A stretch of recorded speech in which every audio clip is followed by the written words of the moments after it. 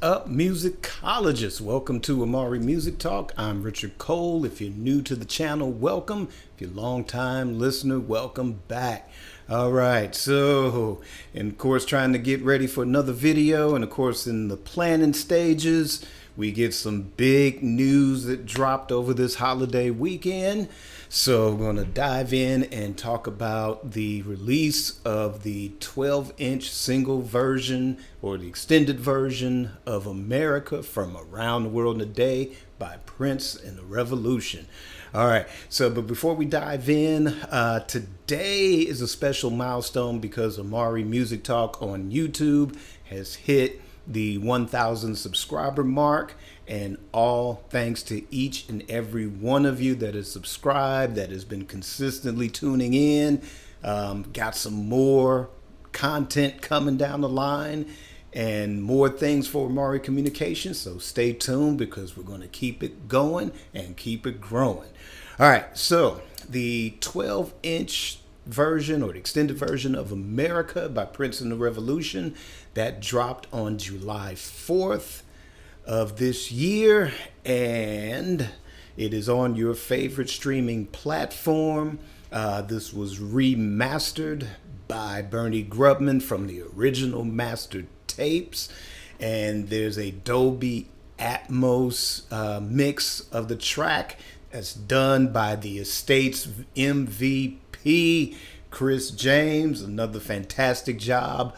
If you're unfamiliar with his engineering magic on like the Purple Rain Dolby Atmos mix, whether you heard that on streaming last year or if you got a physical Blu-ray copy this year, if you haven't done any of that, by all means check it out. Also, I'm going to post my review of the physical disc on Blu-ray. I'm going to post that at the end of this show, so check that out.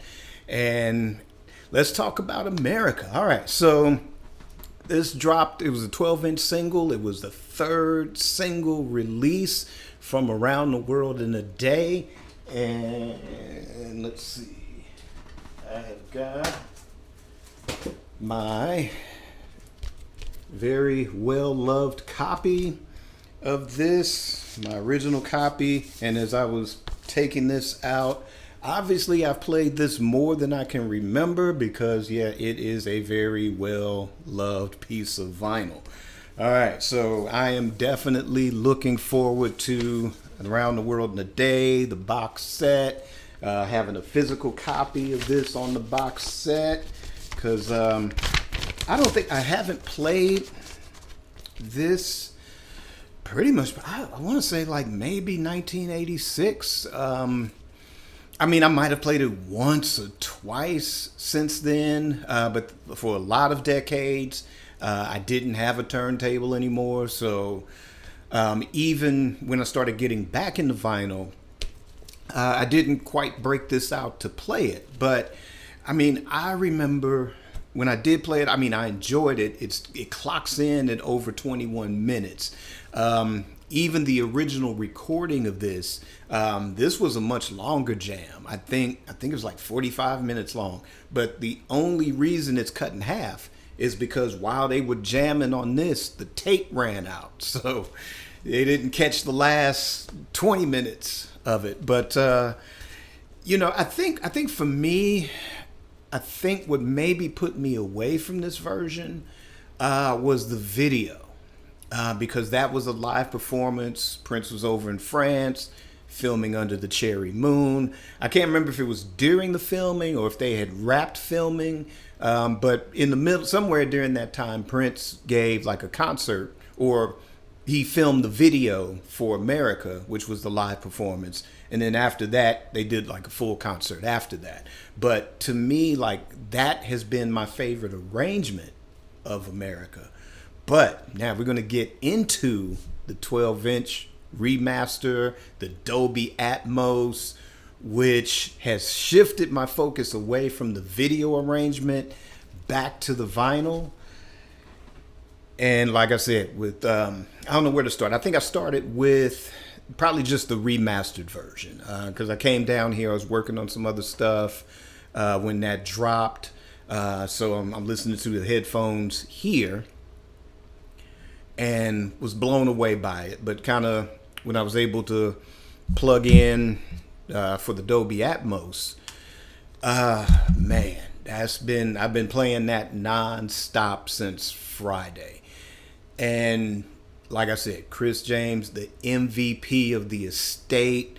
Right now, because of the Purple Rain Dolby Atmos mix and the Dolby Atmos mix of this version, this has really elevated Chris James to like one of my favorite engineer. You know, I think before that, probably I would say, you know, Russell Elevado, who's done a lot of stuff for the Roots, but mainly you would know him for his engineering work with D'Angelo. For a long time, that was my favorite engineer.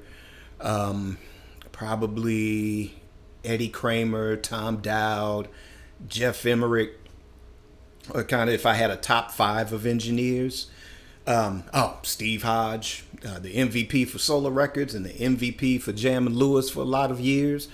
But right now, with the work that Chris James has been doing with the Prince Estate, with these Dolby Atmos mixes, this has elevated Chris to, like I said, my favorite engineer. So I cannot wait until the Around the World in a Day box set and the Dolby Atmos versions of that as well. I think, like I said, because I haven't played the vinyl of the 12-inch single in a long, long time, when I hear the new mixes, both in remastered form and Dolby Atmos, to me, they are both superior to the vinyl because, like I said, just whatever my memories were, you know, from '86, I think it kind of got muddy in places to me. Like I said, because it wasn't one, and because of the length, I think because of some of that muddiness back then, you know, I would just kind of get lost. You know, you try to focus in on it, and then kind of like by the end, you just kind of like burnt out, you kind of worn out. And not to say that you can't have that with these mixes, because like I said, it clocks in at 21 minutes. But, you know, somebody like me, we grew up in the James Brown era. That's nothing unusual, because I think like Escapism from James Brown, from the Hot Pants album, I think that clocks in at like 20 minutes. So, you know, we're used to those long mixes like that, which is, I don't know how that would hang for today's generation. But because now that you know, you get the more heaviness in the bass, you get more separation with the drums and the bass guitar. You have that separation both in the remaster and the Dolby Atmos. So, and with everything spread out with the remaster and Dolby Atmos mix, you're able to focus in on a lot of nuances that, like I said, just trying to go off of my memories from the original vinyl. And I have to say too, there might have been times when I've listened to it over the years on cassette too, where, you know, I've made a dub from the vinyl, and that's even muddier, you know, on the cassette, because probably whatever the source was, like I had a Panasonic, you know, which back then was pretty decent sound, even if you were making cassettes, but you still lose something in translation with that. But hearing these new mixes, like I said, you get the bass. The bass is heavier, both in drums, bass guitar.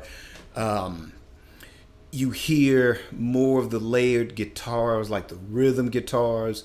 You know, of course, you get all the lead lines and stuff with the guitars, which is consistent with the original vinyl and in these mixes. But you get like these subtle rhythm guitar passages underneath that kind of adds to the, you know, just the drive, and it elevates the groove of that song. Percussion elements from, you know, whether it's Bobby Z's acoustic drums mixed in with the Lindrum sounds, you get more separation with that, and you just hear all these things. It elevates the groove, because like America is a funky song, and especially, you know, if you listen to the original album version, I mean, it's it grooves. It definitely grooves. But with this mix, one thing I probably just didn't pay attention to over the years, like with the drums and the flutes, it kind of has this sort of quasi, like with the drums, the Native American feel juxtaposed against the sort of, revolutionary flutes, British slash revolutionary war colonial flutes, that you're so cliche in a lot of movies from that period or TV shows from that period. So there was that juxtaposition that was always there. But listening to this mix, you have those elements, and then it's juxtaposed because, like I said, you got the native grooves, the indigenous grooves that are there, which is, the point of the song, that all this, even with the lyrics, modern, at that time, modern Americanism, which overshadows, like I said, the indigenous drums, which, to the point you feel it and it's grooving underneath, but it's overshadowed by the elements of, like I said, the sort of values of the day at that time, which even today, some of that still, is in repetition. There's sadness in repetition in this case, but you have that, and then, like I said, you've got that underlying with those drums, and then you have, just like I said, because it is a funky song, so you got the funk, which represents that. So it's like this, you got all these different elements, and especially with the 12-inch, you've got sort of the jazz improvisation, another American creation, another Black American creation, but it's a music that's indigenous of this country, sort of 20th century forward. It's a creation, it's an original creation here, and that's juxtaposed. So, I mean, whether that was intentional or that's just happened, how things come together in the mix, I noticed that more listening to the Dolby Atmos mix and even the remaster, where before it was just like, okay, cool. You got kind of like the sort of, like I said, the indigenous sounds going in with the Linn drum and the drums.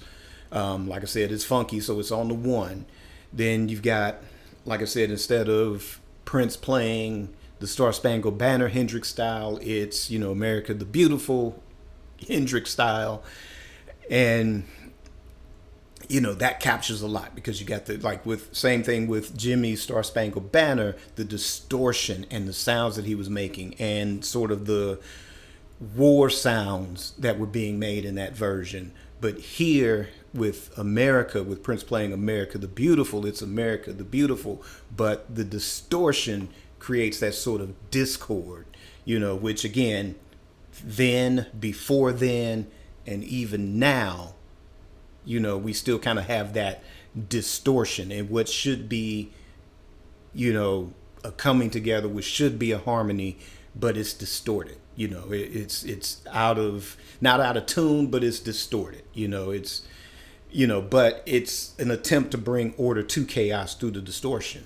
But like I said, it's these things that I hear now that, being 19, 20 at that time didn't pick up.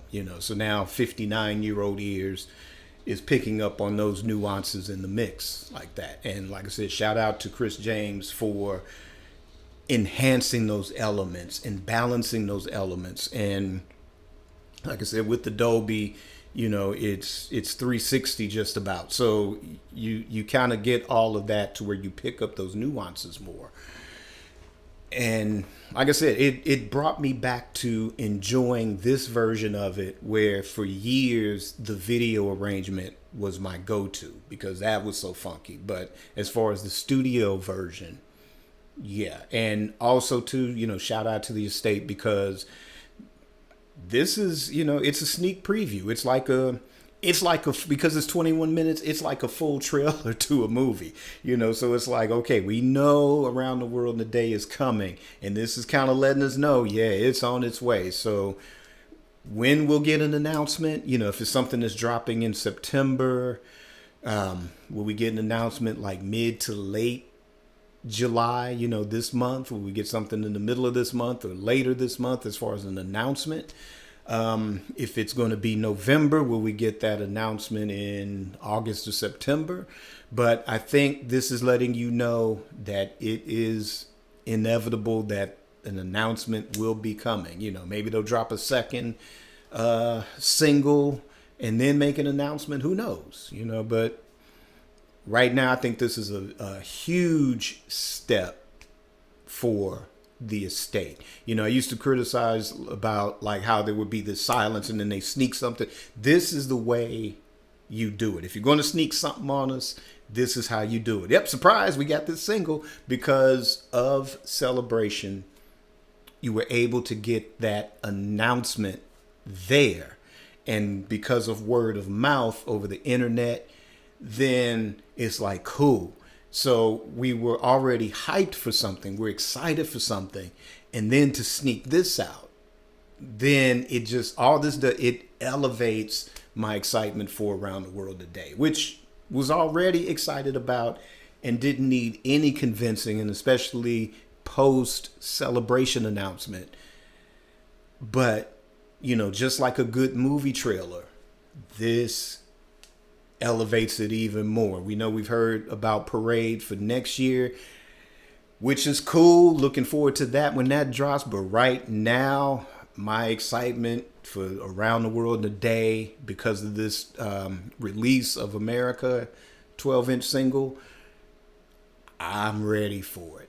But, hey, what do you think? Have you had a chance to listen to it? Did you hear just the remastered version? Did you hear the Dolby Atmos version? Which one is your favorite? Did you have the original vinyl back in the day?